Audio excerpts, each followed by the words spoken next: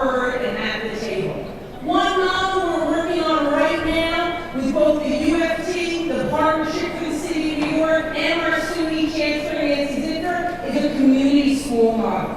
I was recently out in Cincinnati, and we've seen how successful that model can be. I was in a school that's open all day long, 7 days a week.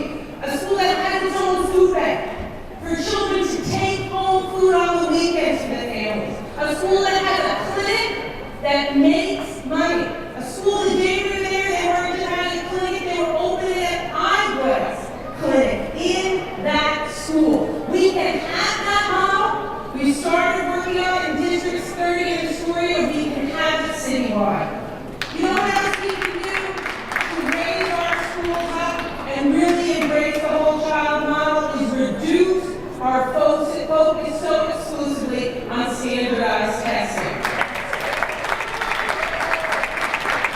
We've begun through the advocacy of the council and others to move more schools to portfolio assessments. We need to do more of that. And we've seen those schools, portfolio assessment schools, perform as well, if not better, than other schools who are just being standardized tested over and over and over again. Now, I want to mention 2 things that a lot of the coalition members here have been a part of that we should be very proud of. The Respect for All initiative that we put in place along with the brand initiative of the UFT, which is working to make sure that every hallway in every school is a place where no child is picked on or bullied because of who they are.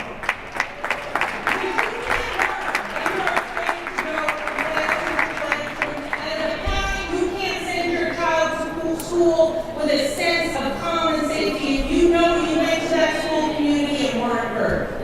But we also passed the School Safety Act to make sure we had a transparent model in place to deal with law enforcement in our schools. Now,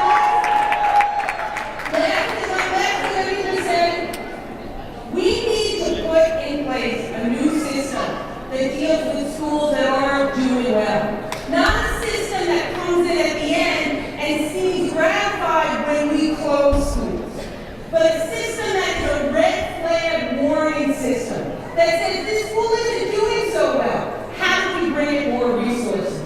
In my district, Legacy High School was a transfer high school on 14th Street. They brought in a new principal. They gave her 6 months and then they pulled the rug out from under her. You know, there are ways you can tell good schools. I went to Legacy High School. It was spotless.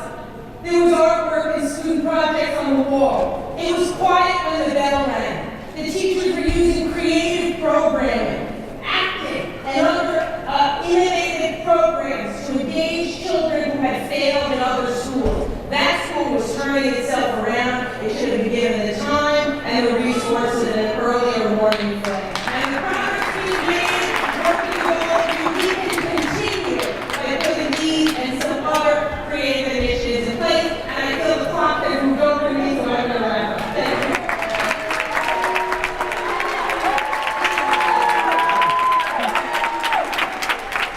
In elementary school, what